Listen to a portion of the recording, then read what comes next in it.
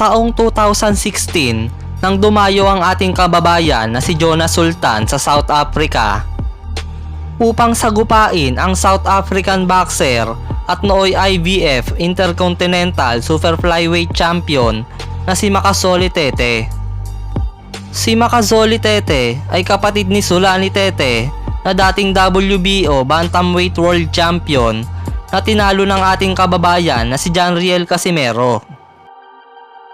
Naging IBF Intercontinental Super Flyweight Champion si Makazole Tete nang talunin niya ang isa pa nating kababayan na si Raymond Tabugon sa pamamagitan ng 5th round TKO.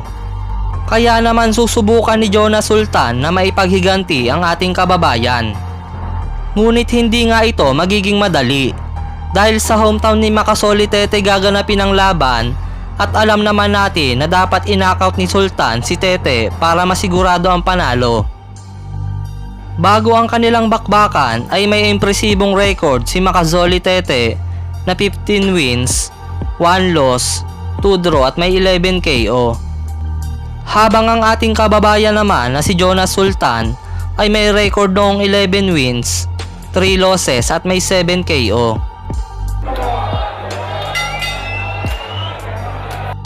Sa simula ng round 1 ay tila ba nagsusukatan ng kani-kanilang distansya ang dalawa.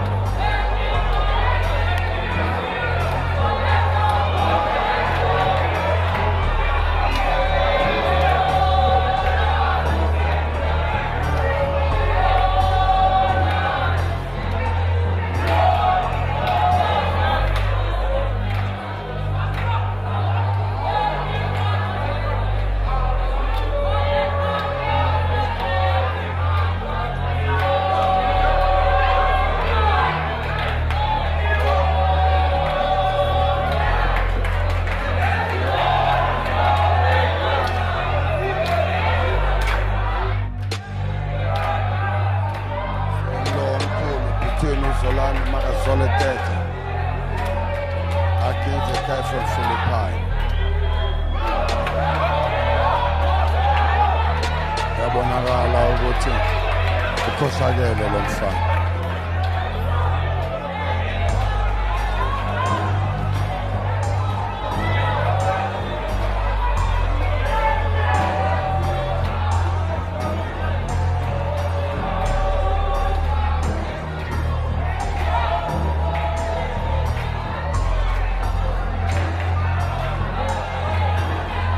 Lo omhle kakhulu phakathi kaMakazole Tete. Matapos makatama ng solid ni Sultan sa panga ni Makazole Tete ay biglang inawat ng referee sa pagsuntok ang ating kababayan dahil sa likod ng ulo daw ito sumusuntok.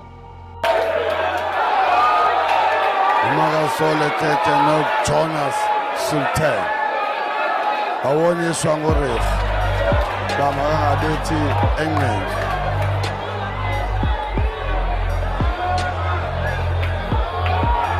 Phinda jongana sengijikelo oqala. Khangele kubonakalisa ukuthi ngumlozi awutakisa inhlansi lo. Kuba lo mfana wasePhilippines ubonakalisa bungangamshabo kaParkman.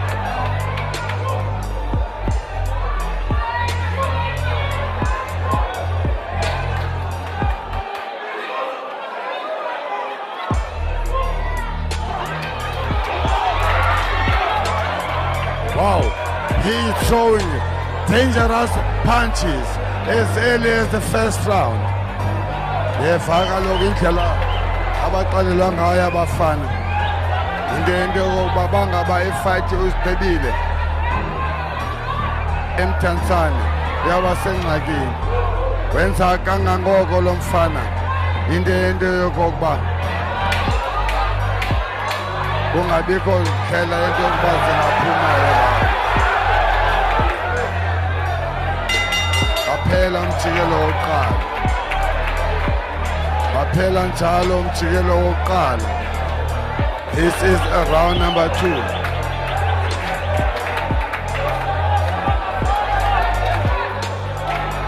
Qala nge-jetpack yokuqala uJonas. Thuma kaSolenda ujongile kwethini. Ulele ekhaya phambi kwabalandeli nababukeli babo. Sithetha nayo Makasole. Wathi lihlanzo into ewayenza uGideon Buthelezi. Owafika kumlo engawulungiselelanga ngendlela yiyo. Uthi kuleni igame ayinaziphinde yenzeke lo bathengisile wathi abathandi nababukeli bomdlalo wamaningi.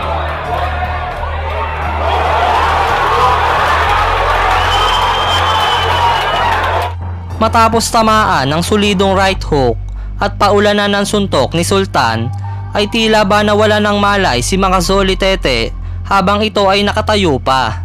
Kaya naman kaagad na itinigil ng referee ang laban. Waphela njalo umjikelo wesibini. Sa panalong iyon ay naagaw ni Sultan ang IBF title ni Makazole Tete. At buti na lang ay nanakaut ni Jonas Sultan ang kalaban dahil malamang matalo pa ito kung umabot sa desisyon ang kanilang bakbakan. Dahil panay ang warning ng referee kay Sultan kahit wala naman itong maling ginagawa.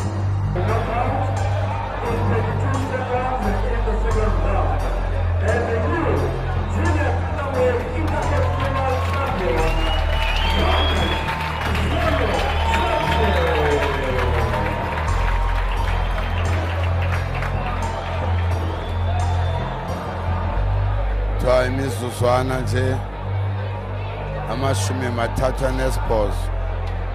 Sa darating na August 14, 2021, petsa sa Amerika, ay muling lalaban si Jonas Sultan sa undercard ng bakbakang Casimero versus Rigundo.